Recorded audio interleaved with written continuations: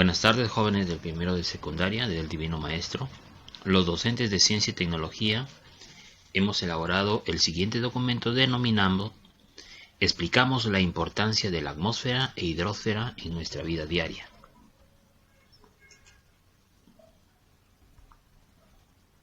Origen de la atmósfera. Cuando hace 4.500 millones de años se formó la Tierra, su atmósfera estaba muy caliente y contenía nitrógeno, dióxido de carbono, metano, amoníaco y mucho vapor de agua.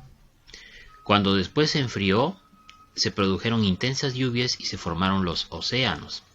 Hace 2.500 millones de años, las cianobacterias, al hacer la fotosíntesis, con desprendimiento de oxígeno, empezaron a enriquecer la atmósfera en oxígeno. Y desde hace 2.000 millones de años, la atmósfera ya se pareció mucho a la actual. ¿De qué trata la lectura?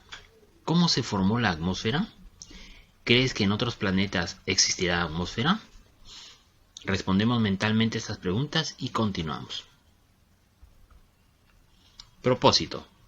Explicamos la importancia de la atmósfera e hidrosfera, indicando ejemplos en nuestra vida diaria. Producto. Elabora un organizador gráfico visual creativo acerca de la atmósfera e hidrosfera, indicando ejemplos sobre su importancia en nuestra vida diaria. Competencia. Explica el mundo físico basándose en conocimientos sobre los seres vivos, materia y energía, biodiversidad, tierra y universo. Observemos el siguiente video en esta dirección de YouTube.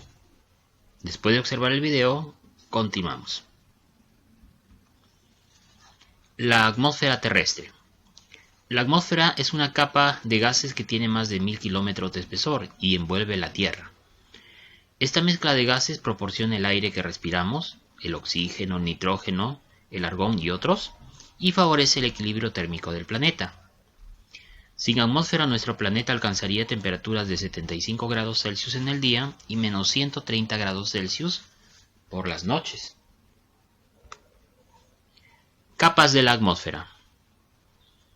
La ionosfera, también llamada termósfera, porque alcanza temperaturas de hasta 2.000 grados Celsius durante el día. Es la capa más alta y más ancha de la atmósfera. Se extiende desde los 80 kilómetros sobre la superficie terrestre hasta los 640 kilómetros. La parte más externa se conoce como exósfera. La concentración de gases disminuye a medida que alcanza los 1.000 kilómetros sobre la superficie. En esta capa se producen las auroras boreales. Mesósfera. Se extiende entre los 50 a 80 kilómetros sobre la superficie terrestre y su temperatura desciende decenas bajo cero, casi estamos hablando de menos 100 grados Celsius. No contiene ozono ni vapor de agua y tiene el 0,1% de la masa total del aire. En esta capa los meteoritos se mantienen incandescentes y constituyen las llamadas estrellas fugaces. Estratosfera. Se extiende desde la frontera superior de la troposfera hasta los 50 kilómetros de altura, aproximadamente. Su temperatura aumenta con la altura, hasta llegar aproximadamente a los 0 grados Celsius. En esta capa se encuentra la denominada capa de ozono, la cual absorbe la mayor parte de la radiación ultravioleta que proviene del Sol. Troposfera. Es considerada la capa más delgada de la atmósfera y contiene el 80% de la masa total del aire. La concentración de gases en esta capa genera el color azul del cielo. Aquí se producen todos los fenómenos meteorológicos que determinan el estado del tiempo y el clima, como las lluvias, los huracanes, etc. Los límites entre las capas están marcados por variaciones de temperatura. Estos límites se denominan tropopausa, que divide en este caso la troposfera de la estratosfera, la estratopausa, que divide en este caso la estratosfera de la mesósfera, y la mesopausa, que divide la mesósfera con la ionosfera. No son límites bruscos, sino transiciones graduales. Composición de la atmósfera. La atmósfera terrestre está formada por aire, que es una mezcla de varios gases. Esta atmósfera o el aire es inodoro e insípido, no tiene color, en pequeños volúmenes, pero que se torna medio azulado en grandes espacios debido a la difracción de la luz sobre sus moléculas. La atmósfera está compuesta por 78% de nitrógeno y 21% de oxígeno. El 1% restante está formado por otros gases como el dióxido de carbono, el helio, el argón y el criptón, ¿no? Y otros más. El aire también contiene vapor de agua, pero su proporción varía según el lugar y el clima. A mayor humedad en una zona, mayor cantidad de vapor de agua en el aire. La composición del aire también varía según la altura, debido a la fuerza de gravedad. Los gases más pesados, como el oxígeno, se mantienen cerca de la superficie terrestre, mientras que los más ligeros se encuentran en mayor concentración en las zonas más altas. Gases esenciales para la vida. El nitrógeno. Es el gas más abundante del aire, forma parte de todas las proteínas. En forma molecular no puede ser directamente utilizado por los seres vivos, solamente las bacterias del género Rhizobium pueden fijar el nitrógeno directamente de la atmósfera. Estas entran en simbiosis con muchas especies de plantas. Los animales obtienen el nitrógeno al alimentarse de las plantas y lo transforman en proteínas dentro de su estructura. El oxígeno es producido por las plantas y por las algas durante la fotosíntesis y es usado por todos los seres vivos en la respiración. El oxígeno permite la combustión de ciertas sustancias como la madera, la gasolina y el carbón. Toda sustancia que se quema en presencia de oxígeno recibe el nombre de combustible y la sustancia que activa la combustión se denomina comburente. El dióxido de carbono se produce durante la respiración de los seres vivos como resultado de la combustión. Por ejemplo, nosotros eliminamos dióxido de carbono. A diferencia del oxígeno, el dióxido de carbono puede apagar el fuego. Por esta razón es utilizado en la fabricación de extintores de incendios. Este gas es poco abundante en el aire, pero es muy importante para los seres vivos porque es utilizado por las plantas para realizar la fotosíntesis. El aire. El aire es una mezcla de gases que forman la atmósfera, como ya hemos mencionado. Es por ello que se encuentra en todas partes. Sus componentes principales son el nitrógeno, el oxígeno, el dióxido de carbono, el neón, el helio, entre otros gases. Los gases, como cualquier cuerpo, tienen masa y densidad.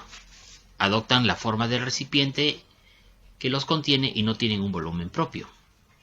Como el aire es una mezcla de gases, tiene el mismo patrón de comportamiento que los demás gases, ¿no? Entonces acá tenemos, por ejemplo, imagínense las moléculas que forman el aire, ¿no? Y en este caso, como están en estado gaseoso, significa que no tienen una forma definida y al mismo tiempo adoptan el volumen del recipiente que los contiene, ¿no? Propiedades del aire. Ocupa un lugar en el espacio. Aunque no podamos verlos, sus gases se encuentran en todas partes. Estos gases están en constante movimiento y pueden desplazarse de un lugar a otro con facilidad, porque son moléculas con poca fuerza de atracción. Lo que más abunda ahí es la fuerza de repulsión. Por eso es que las moléculas, ¿no es cierto?, tienen bastante movimiento. Otra propiedad física del aire es que no tiene un volumen definido. Al igual que todos los gases, ocupa todo el espacio disponible de manera uniforme en el recipiente en el cual se contiene. El aire se expande y también se puede contraer. Su volumen se puede modificar por efecto de la temperatura y de la presión. Cuando el aire se calienta, sus moléculas se separan aún más, es decir, comienzan a expandirse. Cuando el aire se enfría, éstas se van a contraer. Este comportamiento del aire origina lo que nosotros llamamos el viento, ¿no? Por ejemplo, cuando el aire se calienta, entonces asciende y el aire frío ocupa ese espacio y vamos a ver que el aire comienza a moverse. El movimiento del aire se conoce con el nombre de viento. Cuando se ejerce una presión sobre el aire, este reduce su volumen sin reducir el número de moléculas que la componen, ¿no? En este dibujo también podemos apreciar que estamos calentando, ¿no es cierto?, un recipiente que contiene aire y el aire se expande, ¿no? O sea, está aumentando su volumen, pero el número de partículas sigue siendo el mismo, ¿no? El aire posee densidad. Su densidad en la superficie terrestre es de 1 kilogramo por metro cúbico. Esto quiere decir, ¿no?, que 1 kilogramo de aire va a ocupar 1 metro cúbico de volumen aproximadamente. Esta densidad disminuye con la altitud. Es menor en las montañas que a nivel del mar. Y aún es menor en las capas más altas de la atmósfera. En estas zonas el aire está enrarecido y no es apto para la respiración. Presión atmosférica. En la superficie de la Tierra, los seres vivos que la habitan y todos los objetos que están sobre ella soportan sobre su estructura el peso del aire que hay en la atmósfera. Aparentemente este valor no es muy importante, sin embargo es muy grande y afecta de una u otra forma las relaciones físicas sobre la superficie de la Tierra. El peso de los gases que componen la atmósfera ejercen una fuerza o presión sobre los cuerpos que están dentro de ella. Esta fuerza se denomina presión atmosférica, ¿no? ¿Qué significa? Que en este momento el aire está ejerciendo una fuerza sobre tu cuerpo. Eso es la presión atmosférica. En 1643 el físico italiano Evangelista Torricelli realizó a nivel del mar la siguiente experiencia para medir la presión atmosférica, ¿no? Entonces utilizó un tubo largo, ¿no?, que tenía un orificio de entrada y el otro orificio estaba sellado, lo llenó con mercurio.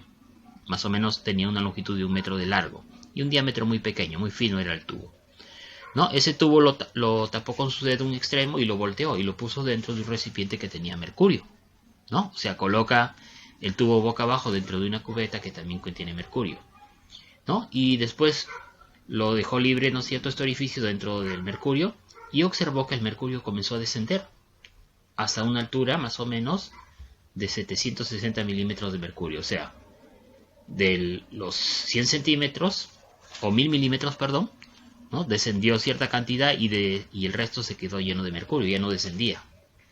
Entonces, esta es la presión atmosférica. Su valor es 760 milímetros de mercurio.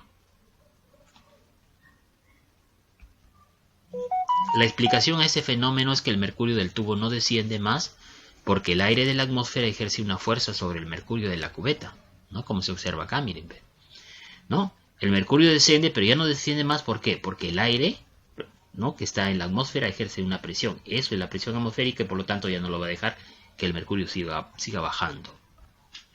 Torricelli demostró así que la presión del aire soporta una columna de mercurio cuya longitud es 760 milímetros. Por lo tanto, a nivel del mar, la presión atmosférica se considera su valor 760 milímetros de mercurio.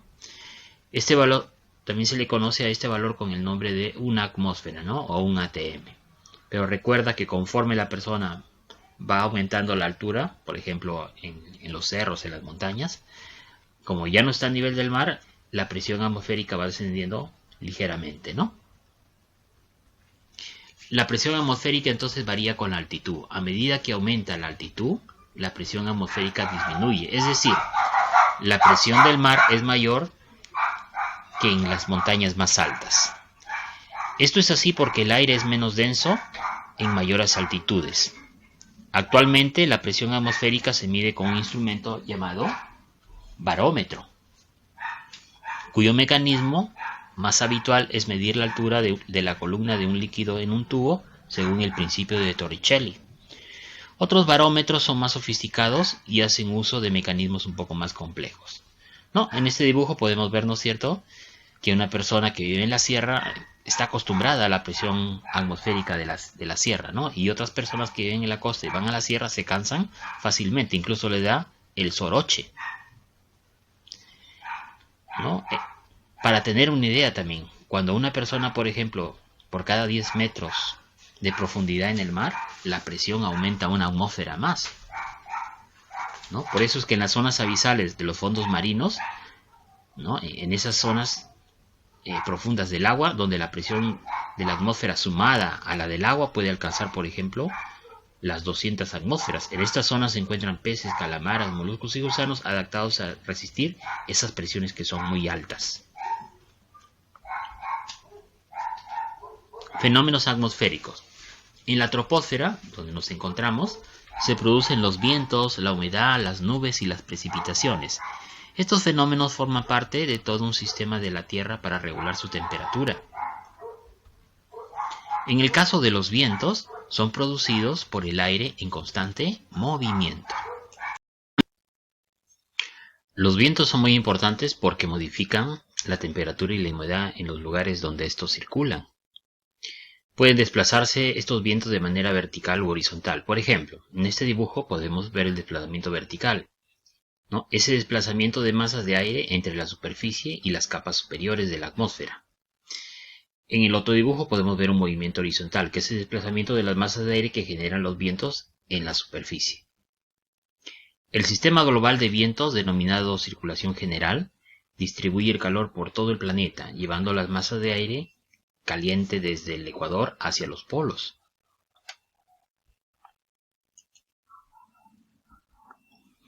Al mismo tiempo, el aire frío de los polos se vuelve hacia el ecuador, distribuyendo el exceso de energía que reciben las zonas tropicales hacia las latitudes altas.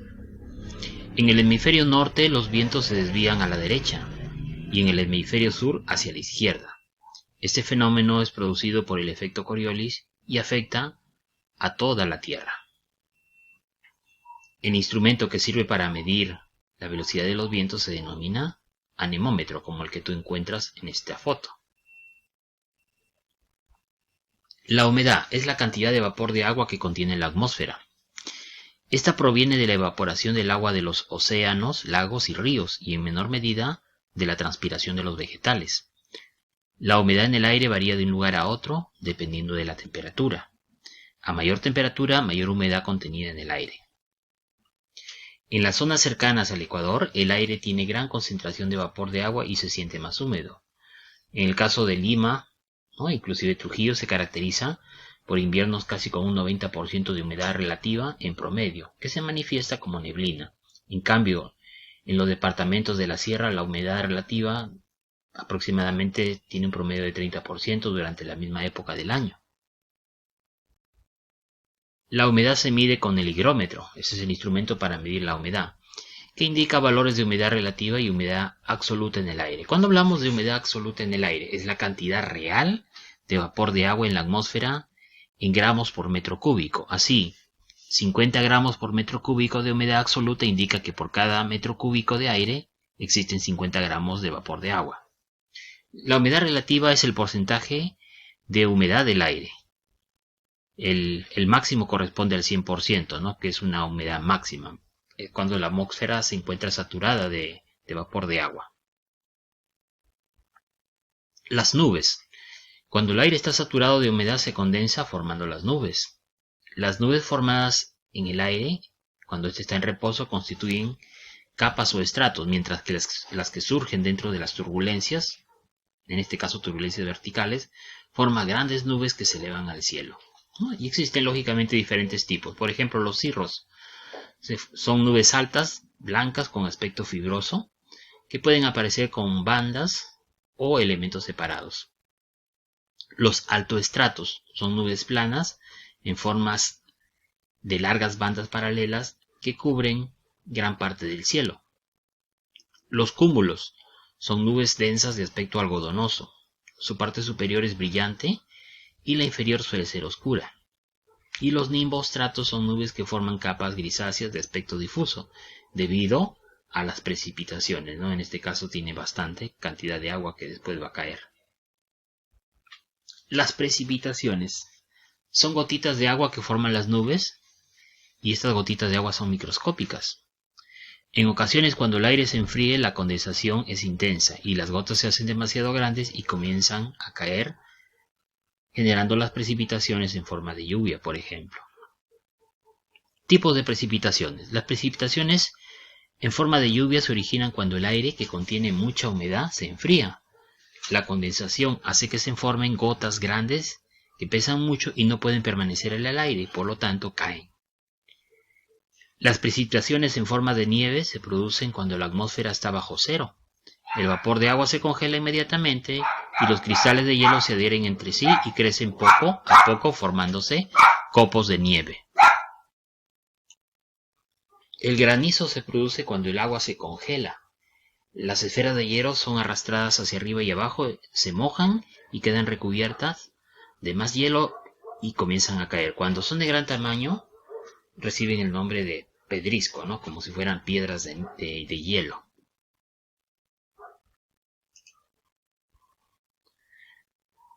Continuación. Origen de la hidrosfera. Hace 4.500 millones de años la Tierra presentaba una intensa actividad volcánica y estaba sometida a un continuo bombardeo de asteroides y cometas. Estos fenómenos enriquecieron la atmósfera con dióxido de carbono y vapor de agua. A medida que la Tierra se enfriaba, el vapor de agua se fue condensando y se precipitó en forma de lluvia, acumulándose en la superficie y dando lugar a la hidrosfera. La fotosíntesis eliminó en gran parte el dióxido de carbono, el que quedó produjo un suave efecto invernadero. Esto, junto a la distancia que nos separa del Sol, hace que la temperatura media de nuestro planeta sea aproximadamente 15 grados Celsius, lo que permite la existencia de agua en los tres estados: el agua sólida en forma de hielo y de nieve, el agua líquida que está en los mares, ríos y lagos, también forma las nubes y es constituyente principal de los seres vivos, y el agua en estado gaseoso en la atmósfera formando la humedad del aire. Preguntas: ¿de qué trata esta lectura? ¿Cómo se formó la hidrosfera? ¿Crees que en otros planetas existirá agua? Respondemos mentalmente las preguntas y continuamos. Observamos el siguiente video de YouTube y vamos a continuar después de haberlo observado. La hidrosfera. La hidrosfera es la capa de agua que rodea nuestro planeta. El agua circula continuamente de unos lugares a otros, cambiando su estado físico, en una sucesión cíclica de procesos que constituyen el denominado ciclo hidrológico, o también conocido como ciclo del agua, el cual es la causa fundamental de la constante transformación de nuestra superficie terrestre. Para tener una idea de cómo se distribuye el agua en la Tierra, ¿no?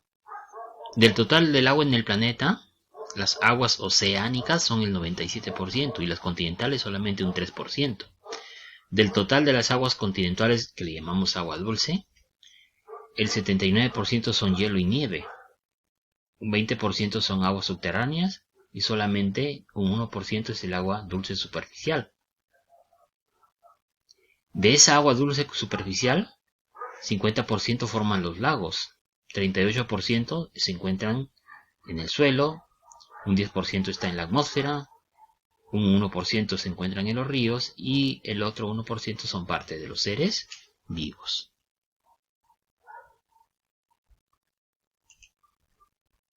Tipos de agua. Las aguas oceánicas se encuentran justamente en los océanos y mares. Constituyen el 97% del agua total de nuestro planeta, sin embargo, son saladas y no sirven para ser bebidas directamente ni para la agricultura, por tener un exceso de sales. Las aguas continentales se encuentran en el interior de los continentes, en los ríos, lagos, glaciares y en las aguas subterráneas. Estas aguas suelen tener un bajo contenido en sales, por eso se las conoce como aguas dulces. Constituyen solamente el 3% de la hidrosfera y están repartidas de la siguiente manera. El 79% aparecen en forma de hielo y nieve en los glaciares y en los polos. El 20% corresponde a aguas subterráneas y el 1% restante se encuentra en la superficie, también en los lagos, en el suelo, en la atmósfera y en los ríos, y también formando parte de los seres vivos. Aguas atmosféricas, como su nombre lo dice, se encuentran suspendidas en la atmósfera en forma de vapor o de nubes. Su porcentaje realmente es mínimo. El agua de los océanos. El agua de los océanos posee algunas características especiales. Es un agua salada, cada litro aproximadamente contiene 35 gramos de sales disueltas. Contiene gases disueltos como el nitrógeno, el oxígeno, el dióxido de carbono y otros más, que se disuelven en el agua por dos procesos. Primero, por el oleaje que sucede, que tiende a mezclar el agua con el aire, y por la actividad de los seres vivos acuáticos. Los fotosintéticos producen el oxígeno y los que respiran justamente producen dióxido de carbono en el agua. Su temperatura del agua de los océanos varía con la profundidad. En la superficie, el agua es calentada por el sol y su temperatura es mayor que la del agua que se encuentra por debajo. En las zonas más profundas, donde no llega la luz del sol, el agua puede estar entre los 4 y menos 2 grados Celsius.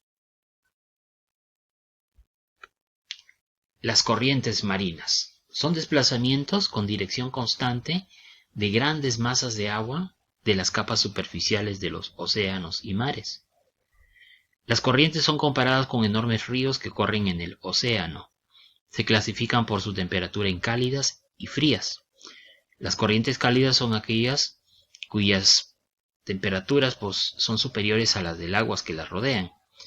Estas corrientes se dirigen desde las regiones ecuatoriales hacia las zonas polares. Las corrientes marinas frías, en cambio, provienen de las zonas polares y su temperatura es inferior a la temperatura de las aguas circundantes.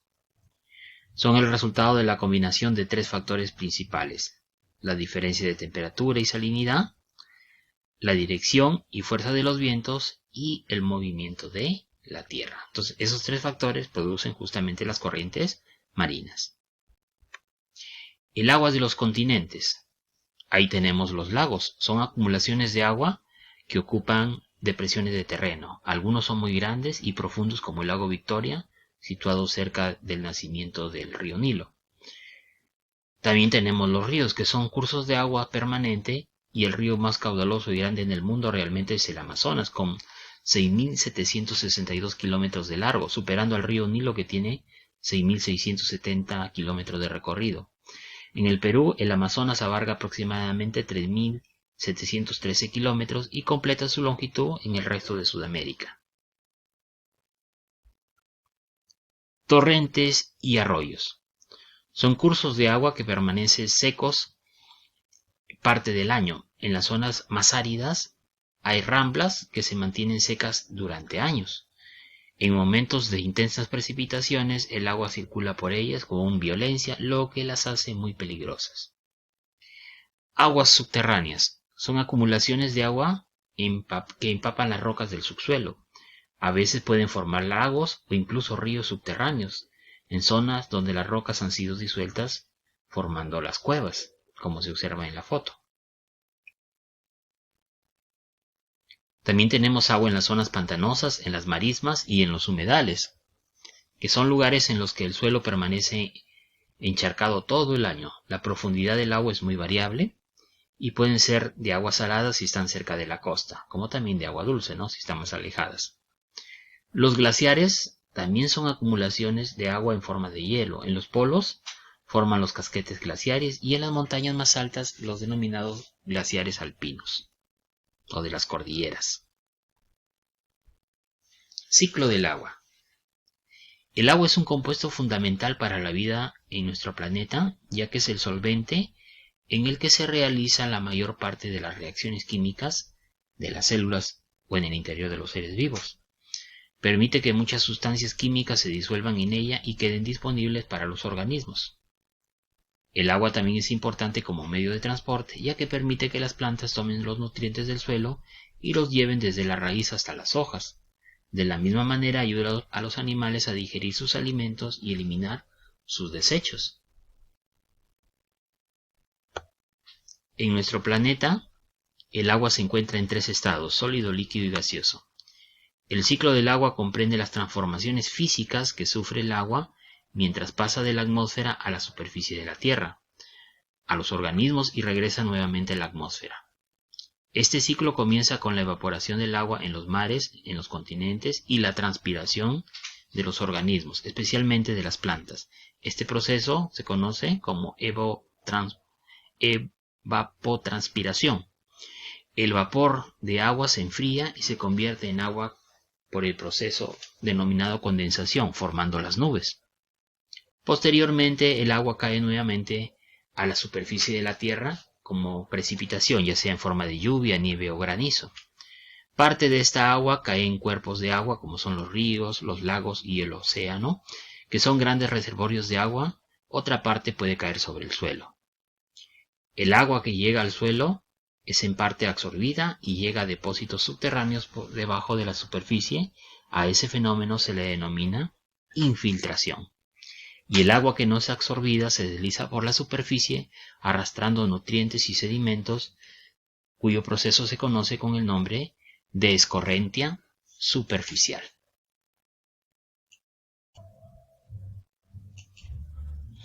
Bueno, acá se muestra nuevamente el ciclo del agua. Tenemos acá una fuente de agua grande como es el océano. Esta agua se evapora y al evaporarse, lógicamente va a formar las nubes, ¿no? Estas nubes tienden a condensarse y forman gotas de lluvia y estas precipitan. Esas gotas de lluvia, ¿no es cierto?, caen en el continente o en el mismo océano, pero en el continente forman pequeños ríos, riachuelos. Eso es corriente superficial. Y parte de esa agua también, ¿no es cierto?, puede filtrarse en el subsuelo, que sería el fenómeno conocido como infiltración, ¿no? Y nuevamente vuelve a darse el proceso del ciclo del agua. Actividad. Elaboramos un organizador visual gráfico creativo teniendo en cuenta información relevante acerca de la atmósfera e hidrosfera, y vamos a mencionar algunos ejemplos sobre la importancia de estas en nuestra vida diaria. Ticket de salida. ¿Qué es lo más importante que aprendiste en la clase de hoy? ¿Entendiste la clase de hoy? ¿Cómo lo sabes? ¿Qué preguntas tienes sobre la clase de hoy? Muchas gracias. Hasta una nueva oportunidad.